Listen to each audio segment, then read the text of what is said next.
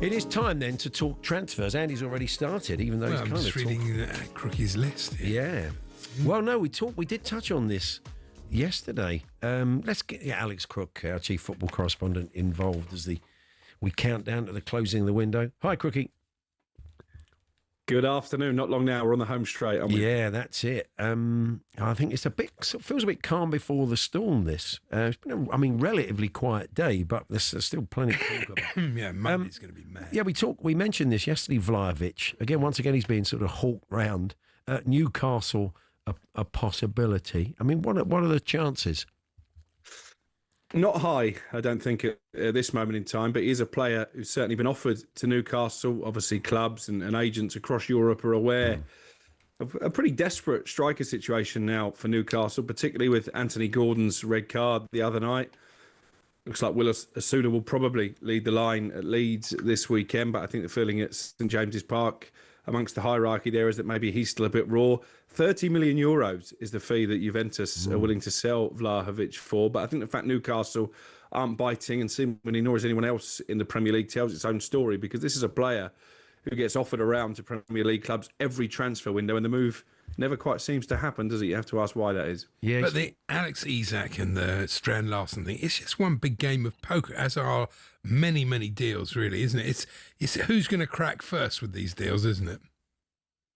Yeah, and I think what we're seeing this transfer window, maybe unlike any that I've really worked in before, is the number of sort of domino deals. So if Newcastle do manage to prize Jurgen Strand Larsen away from Wolves, and they do get Johan Wissa out of Brentford, obviously those two clubs are going to need to find replacements. They'll probably end up paying over the odds for those said replacements. And then it potentially opens up the door for Alexander Isak to make that dream move to Liverpool. I think what's quite interesting when it comes to Liverpool, I'm not hearing too many other names on their radar in terms of that number 9 position. And they do look a little bit light in that area, obviously having allowed Darwin Núñez to leave and Diaz as well. So I think there is pressure to bring someone in. The fact that we're not hearing a different name for Liverpool every day, they're very much focused, it seems, on Alexander Isak. There must be a confidence at Anfield that Newcastle will buckle eventually and they'll get their man. You see, they've got goals, Liverpool, in them. We saw that the other night, but there's so much other things that aren't quite right about the team. And, it's interesting that seems to be the area they... You wonder if Gay should be the focus and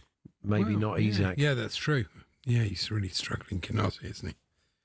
The comments I've just sent to Ollie Klink, Alex, the Vita Pereira's comments last night about Strand Larsen didn't completely close the door. Everybody has their price, he said. I think they've offered 50. What do you think it would take to prize him away from Wolves? Because they obviously don't want to sell, but it depends if the player's head has been turned, and we've seen the effect that can have on a player all this summer, haven't we? Yeah, I think the second offer that was rejected last night was 55 million. I wrote a piece, I think, in last week's notebook on the talkSPORT website saying it would take at least 60 million to even tempt them to change their not-for-sale stance. I think the nearer we get to the deadline, maybe you're talking even higher than that. The messages coming out of Molineux are that he won't be sold. But you say, I found that Pereira interview quite interesting as well. Now, he could just be hedging his bets because obviously he's been involved in football for a long time. He knows that things can change. But when you say every player has their price, that does leave the door ajar for Newcastle. And normally you wouldn't get yourselves into a situation where you've made two very substantial offers. And I think there is an argument to be made that maybe they're going to end up paying over the odds for Strand Larsen if they do get him, without significant encouragement from the players' camp. So clearly he would like to make this move. He doesn't seem the type of character who's going to down tools and follow the Isak, Johan Wissa playbook. But I think it is a problem for Wolves because they've already lost Mateus Cunha. They lost Ryan Aït-Nouri for a fee that I still think was very low. And they let Nelson Semedo go on a free transfer. So you're talking now, if Larsen goes as well, that's probably their 4 best players from last season. I think they lost the head of recruitment, actually. The chap we met at Cheltenham, he's joined Palace. He's a very interesting man. Kobbie Mainoo, though, that's the guy.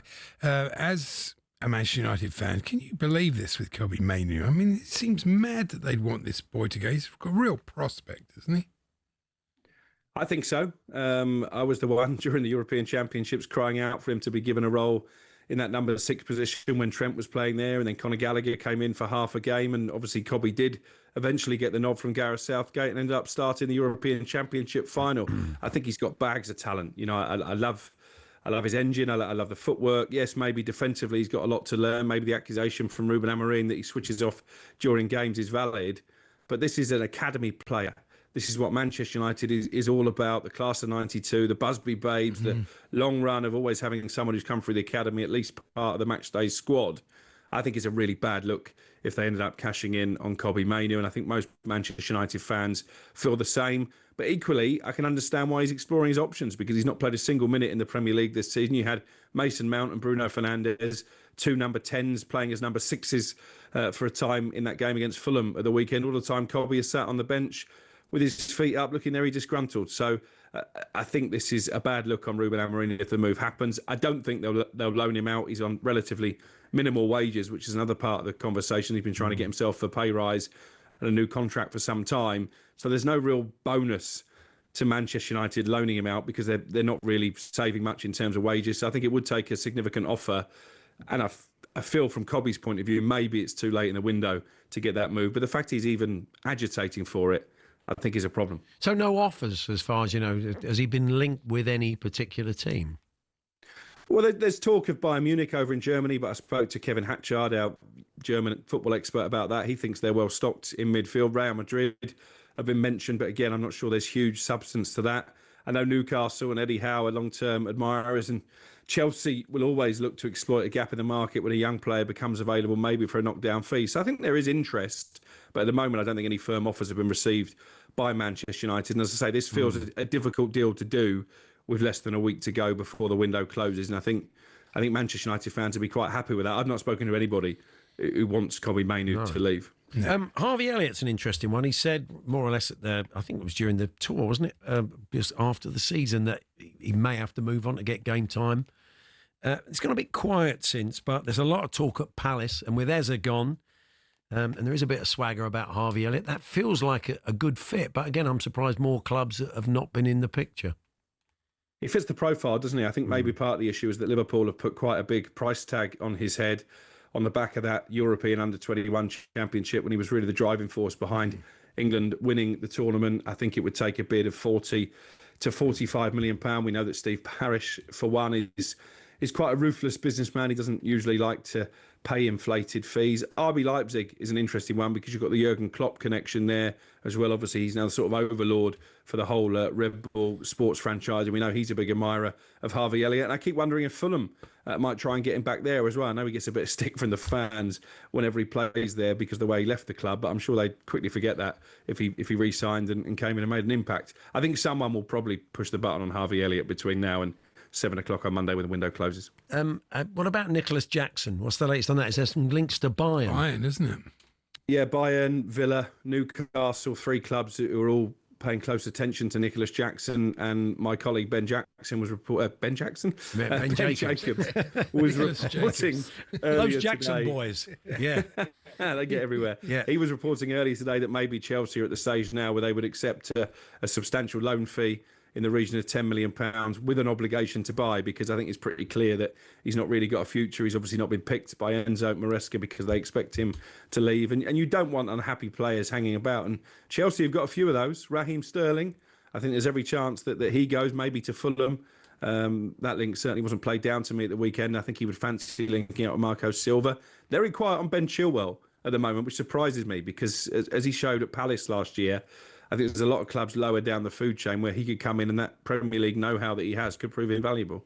Yeah, definitely. I mean, there are definitely quite a lot of outgoings, and that will depend on, whether they get anybody in. The interesting thing with Jackson, though, is that if Newcastle and Villa actually paid money for him, they'd get him. Whereas if they're all trying to get him on a loan, Chelsea would probably much rather loan him to Bayern Munich, get him out of the league. Yeah, that's true. Yeah, it's a good shout. Yeah, they're not going to want to strengthen a team they perceive to be a Premier League rival. The other Chelsea player that has been on Bayern's list for some time now is Christopher Nkunku, but again, it all seems rather quiet with him. I think we're going to get quite a frantic end to the window with clubs like Chelsea trying to offload their players, teams like Fulham and Palace who've kept their powder relatively dry so far, looking to bring players in to appease their managers. And both Marco Silva and Oliver Glasner have spoken about the fact they don't feel their squad is strong enough. And then obviously you've got the big stories. You mentioned him there, Alejandro Garnacho. I do expect him to end up at Chelsea, but at the moment the clubs are still some way apart in terms of the transfer fee.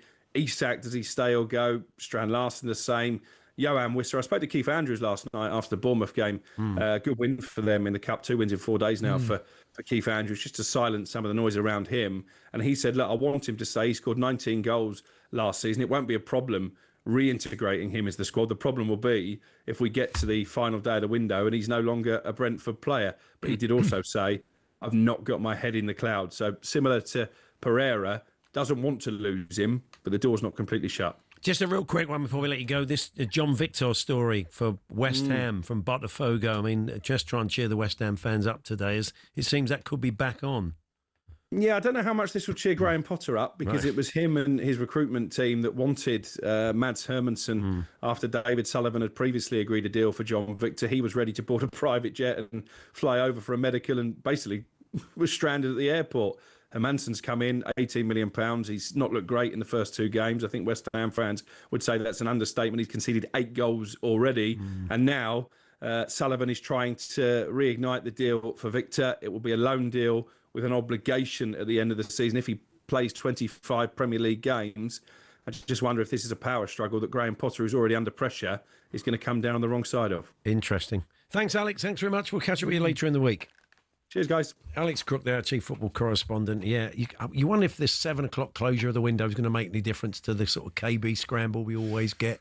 I suppose there would just be a lot of mayhem earlier in the day. Yeah. We'll be with you from 1. Yeah, that could be good for us. The window will close with Andy and Darren at 7 o'clock, and Alex will be alongside Jim White and Danny Murphy and a host of others to pour over the window, because deals will still be getting done. We'll be finding out whether deals got done up to about 9, 10 o'clock, I'm sure. So, as always, on Monday, a very busy day on talkSPORT. We'll be right across all the transfer news for you. It's Paul Hawksby and Andy Jacobs here on talkSPORT. And go along to talksport.com, our website, where we've got the transfer ticker and Crookie's notebook and everything that's going on to keep you in touch with transfers. We're off to Flushing Meadow next. Not actually to talk about tennis as such, but to talk about snooker. We'll explain why. We'll explain why in a few moments' time. It's Paul Hawksby and Andy Jacobs here on talkSPORT. Paul Hawksby and Andy Jacobs, Monday to Friday afternoons, 1 till 4. On AM, on DAB, via the talkSPORT app and on your smart speaker. talkSPORT.